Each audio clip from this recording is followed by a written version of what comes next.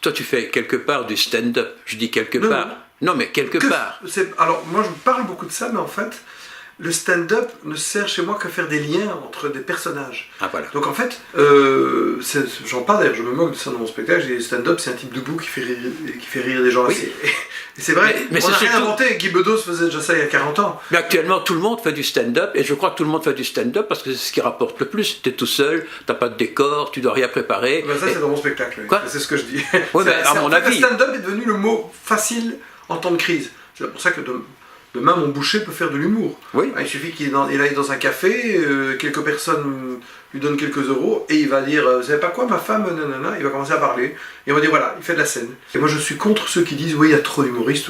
Alors, il y en a peut-être trop, mais pas forcément ceux qu'on croit. Je crois qu'il n'y en a pas beaucoup qui font 25 ans de carrière. Voilà, mais ce que je veux dire, c'est que le seul concurrent, c'est pas les autres, c'est moi. Oui, et je dirais même, moi, ce qui m'a beaucoup fait du bien, c'est l'arrivée des jeunes, ces humoristes qui me boostent, parce qu'ils sont une génération très ouverte, parfois plus ouverte que la mienne, avec un sens du partage et de l'amitié, mais vraiment, je dis pas ça, je sais que parfois j'ai l'impression que je suis un bisounours, mais, Non. mais par exemple Alex Vizorek, Camini, des gens comme ça, Zidani qui a à peu près le même âge que moi, mais qui est plus récente dans le métier, jamais j'ai rencontré des gens aussi ouverts, aussi partageurs, aussi contents de se frotter aux autres. Tu as un père qui était séraphade. Séfarade, pardon. Qui est toujours là. Oui, tu as une mère qui était ashkénaze. Est-ce que ça va ensemble, ça? Je suis un juif agnostique. Un juif agnostique, c'est un juif athée. Spinozien. Voilà. Un juif agnostique, c'est un juif athée qui ne veut pas faire de la peine à sa mère. Donc moi, je suis un athée. Oui. Je ne crois absolument pas en Dieu. Mais d'origine juive, quoi. Oui, mais d'origine juive, c'est toujours une manière propre de s'excuser. Non, je suis juif, parce que le juif, c'est un peuple d'abord. Avant d'être une religion, les gens oublient. Et moi, comme je suis un showman, et que j'ai des références plutôt cosmopolites, ça passe toujours. J'ai remarqué, je peux dire des horreurs sur la vie, j'essaie de jamais blesser les gens. C'est pour ça que je pense qu'on peut se moquer de tout, et que même Charlie se moque de tout, et la forme est parfois un peu rude, mais c'est leur esprit à eux, leur forme. Moi j'ai une autre forme qui est showman, et je viens pas me mêler et leur dire à Charlie, hé les gars, doucement, hein. Non, c'est leur style. Et ben moi, mon style, il est plus lissé dans la forme, mais je pense qu'il est tout aussi virulent dans le fond que ce que eux font. Je me suis un peu penché sur ton type d'humour. Alors je vais te dire ce que moi j'en pense, et puis je suis peut-être tout à fait à côté de la question, en tout cas tu me diras ce que tu en penses. D'abord, dans tes spectacles, tu n'essayes pas d'être spécialement un Belge, et tu ne vas pas raconter des blagues non, belges. Je suis belge, mais ça ne se voit pas, et mon spectacle peut être le moins belge, enfin dans le sens qu'il est Ruben, il est ni belge ni français, donc, ni Ruben. Ça c'est déjà un des aspects que j'ai remarqué. Tu n'es jamais vulgaire. C'est gentil. Non, mais ça... Même je dis parfois des choses assez en dessous de nature, mais elles ne sont pas vulgaires, c'est pas ça. Voilà, c'est ça. Parfois, on m'a dit, mais ça parle énormément de politique et de cul, ton spectacle. Mais je dis oui, parce que c'est la vie, mais je peux en parler avec un recul. Et, tout à fait. Ma mère, elle fait toujours des blagues un peu salaces pour rire. Elle n'a jamais été vulgaire, elle déteste la vulgarité. Mais voilà. Donc, voilà. Ça, ce que j'ai remarqué aussi. Bon, tu es contre tous les fascismes, ça c'est clair. Tu dis quelque part que tu es sioniste à la Herzl. Ça m'intéresse. Oui, mais j'aime pas. Déjà, le mot sionisme, on peut être et sioniste et pro-palestinien dans le sens que... Oui, mais tu le dis, toi tu es pour 2 États palestiniens. Voilà. Non, 2 États, pas 2 États palestiniens. Oui, pardon. 2 États, un palestinien et un israélien. Je suis effrayé de voir que le mot sionisme a été galvaudé et qu'aujourd'hui, c'est une manière détournée de dire je suis antisémite, je suis antisioniste. Les gens ne savent même pas ce que c'est le sionisme. Ils ne savent même pas. Est-ce qu'ils ont déjà été à Tel Aviv? C'est une ville de juifs et d'arabes.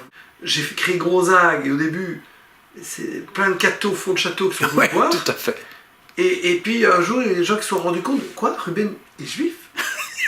Ah oui, mais je devais m'excuser de ne pas être pratiquant. Non, mais je suis fier d'où je viens. Non, mais c'est un juif qui est propre sur lui. Ah, c'est ça. Ah oui, mais il a mis Sam Touzani. Et alors il y en a un peu que ça rassure, qui dit « Ah, c'est génial, votre amitié, Ruben Touzani », ça fait penser à De Funès dans Rabbi Jacob Slimane. Ouais. Qu'est-ce qu'on pourrait rajouter à ce que tu viens d'expliquer ici? Je déteste les catégories. Voilà, alors, les juifs, il est machin, il est belge, il est français.